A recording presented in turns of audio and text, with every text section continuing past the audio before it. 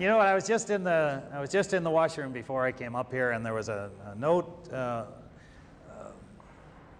meeting with a sports psychologist or something that said they were going to deal with stress on athletes, and what else was it they were going to deal with? I thrived on pressure. I remember after I'd learned how to play the game after my third year, I was fortunate enough to win the scoring when I was 21. And then after I'd scored 50 goals, when I'd walk into the stadium in September to play the exhibition games, they'd accost me and wondering how many goals you're going to score this year, and you're going to get 50 again, and on and on. And that, to me, I thrived. I wanted to play, as I said earlier, for these people, to entertain them, but I wanted to reach that level that I had attained the year before, or even eclipse it. And I don't think I could have played without having that pressure of expectation from the fans, from my teammates, and even from myself, and mostly from my dad. I was just going to say, it indicates your father was a shooter, yeah, because he probably picked up on that, and he put a little more on you. But I think I got my mom's heart, though. Yeah. I'm a lot like my dad, but I think I received a lot of my mother's tolerance, and she had a heart of a giant, and I think I got a lot from my mother as well as from my dad, as well as a great deal from my support from my brothers and sisters. My two sisters, older than I, Maxine and Jackie, they were the last ones to leave me out on the ponds and out in the frozen bay.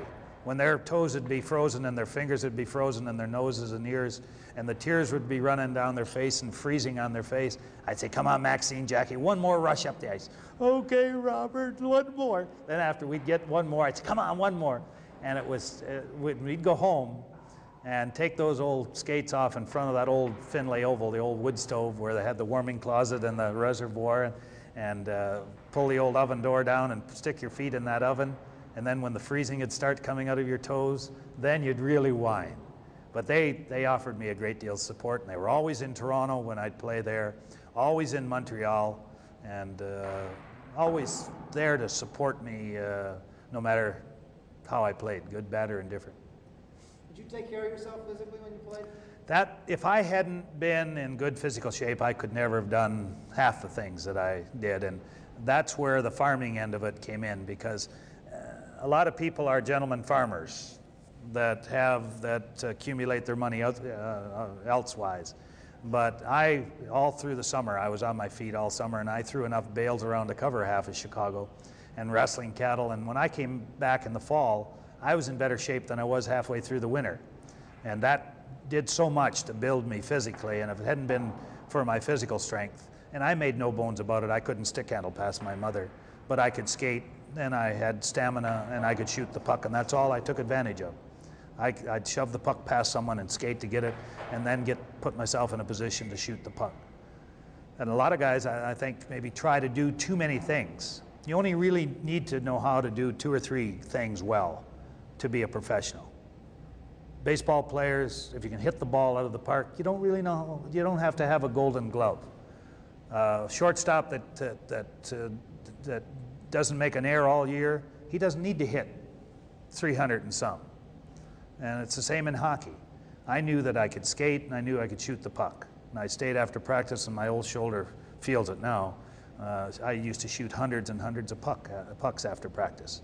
Got so that I knew where that 4x6 was, and I could put it in it from just about anywhere. Elmer Vasco is whatever he's doing.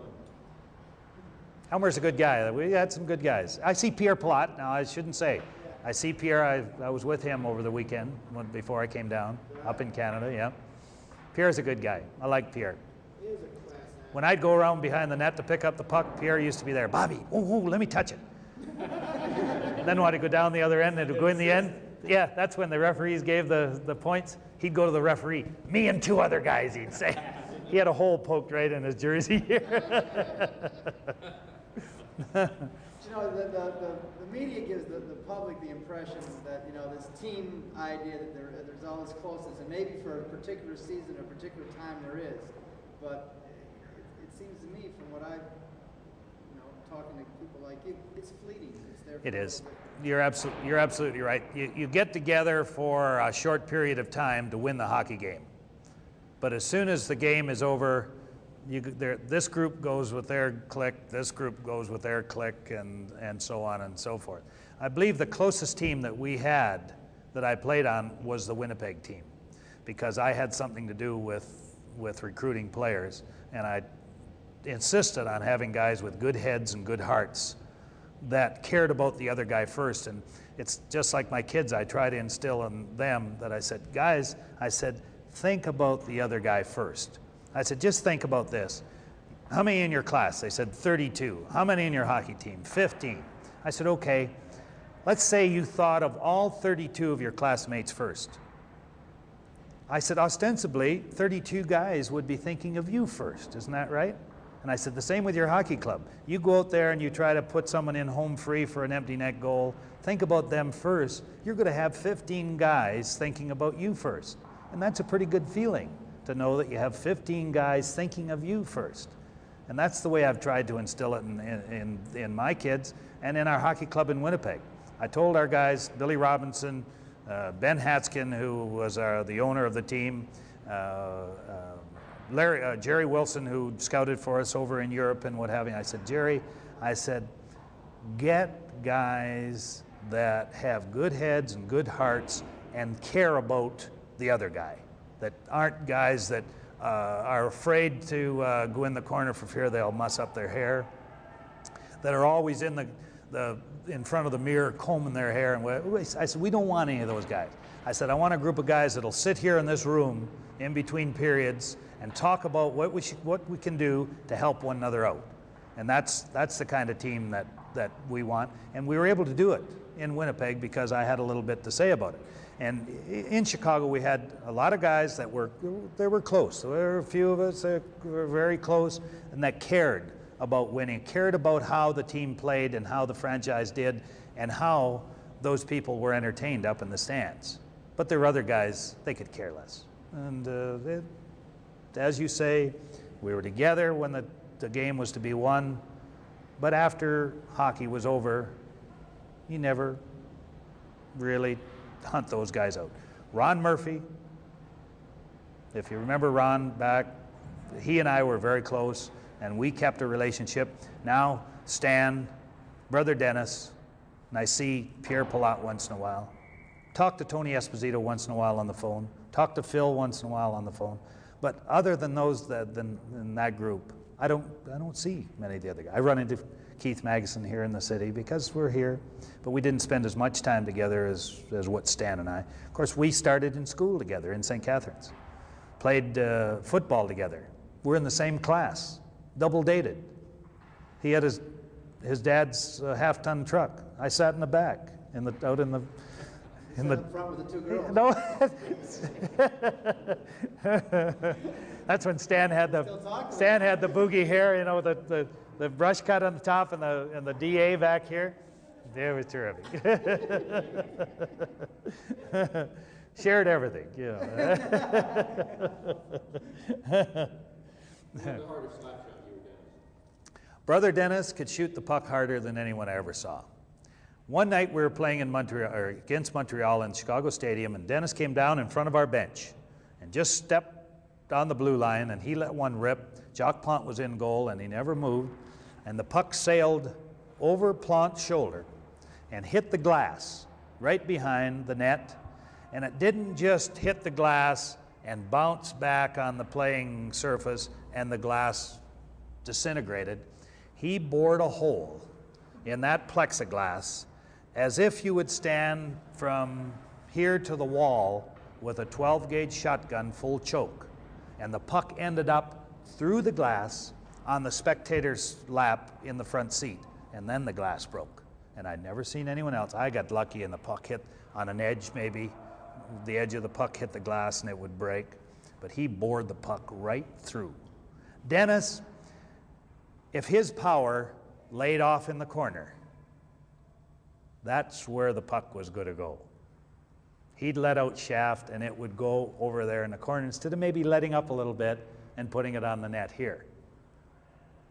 The difference between our shots, Dennis could, it was a heavy, heavy shot. It just, when he'd hit the goaltender, it was just like a piece of lead. I know when Glenn Hall would get right out of the net. Wouldn't stand in the net when Dennis would come in. He'd stand way over on the side, and then Dennis would still hit him when he'd have the 4x6. But Dennis's shot was so heavy and so hard. And my shot, I just tried to get it on that 4x6 maybe a little more often, that was all. But Dennis could, he could drill it. How'd you feel when Dennis came on to the Blackhawks? Dennis and I, we didn't really know one another. There are 6 years difference. As a matter of fact, it's Dennis' birthday. This is the 19th today. Dennis' birthday today. Brother Gary was day before yesterday, I believe. Dennis is 6 years younger than I. And when I went away from home to play junior hockey, I was 14. That made Dennis only 8. So I didn't really get to know Dennis. He had his group of snotty-nosed kids that he played with, and of course I was a little more sophisticated and played with the girls at that time. And I didn't know there was a difference. But I went away to play when I was 14, and then I'd come back in the summertime, and I had my friends, and Dennis still had his friends. And I didn't really get to know Dennis until he came, all of a sudden, here's Brother Dennis going to play for the Chicago Blackhawks. And I said, now how am I going to act? I hardly know my kid brother. And I made it a point, I said, I'm not going to try to run his show. He's going to make it, and he'll make it on his own because he is a good hockey player, because Dad kept telling me that Dennis was coming along very, very well. And all I would do was watch him. I'd watch, and if he got in any trouble, and he apparently did at times, he'd come to me and ask me, Bob, what's the matter with me? Or Robert. That's, everyone called, the family called me Robert. My mother called me Robert, my dad and everyone else called me Robert. And he'd say, Robert, what's the matter with me? And I'd tell him. I'd say, try this, Dennis, and try that. And then away he'd go again. But I never ever tried to run his life, and he had his friends. He and Dougie Jarrett were very close. And I ran with whomever would have me, and and we didn't really get to know one another until we were finished playing hockey. And finally we've got to know one another, and he's just a great, great kid, and we have a great relationship. His wife, Mary Sue, and Deborah, they get along just like the two peas in a pod, and Dennis and I we're very, very close. One quick one. When you say you're flying around all the time, what kinds of things are you doing? I'm in, as we talked about earlier, I'm involved in the cattle business. I raise polled Hereford cattle, and P-O-L-L-E-D, that means they're naturally dehorned. We breed the horns off them, and they got a little pole in the middle of their forehead. And they're the white faces, and I have bulls that I have in stud where I extract the semen, and then I sell semen to my fellow breeders in Canada and the United States and in Europe and South America. And it keeps me busy to go to the different sales and the different shows in Canada to keep up with the wants of the beef cattle business. Also, I'm involved with a company in Canada called Ciba-Geigy, C-I-B-A-G-E-I-G-Y. They're a Swiss company that, amongst other things, they manufacture pesticides and herbicides for the agricultural business, and they have seed corn and seed grain. And they also manufacture a product, a little fly tag called Bovade, that we put in the cattle beast's ear to keep the flies from bothering them, so that they're contented. You've heard of contented carnation from contented cows? Well, these are contented cows. Every cattle beast that wears our Bovade tag, and this is not only for beef cattle, it's for the milch cattle too. We've run tests, the government's run tests, and they've found out that animals that wear these Bovades not only put on more meat, but they give more milk, therefore they wean a heavier calf. And the milch cattle, they give more milk in their lactation period. So I'm busy running around the country promoting Bovade for Ciba-Geigy, as well as doing the odd speaking engagement here and there when folks want me to speak at their wind-up banquets for for the kids.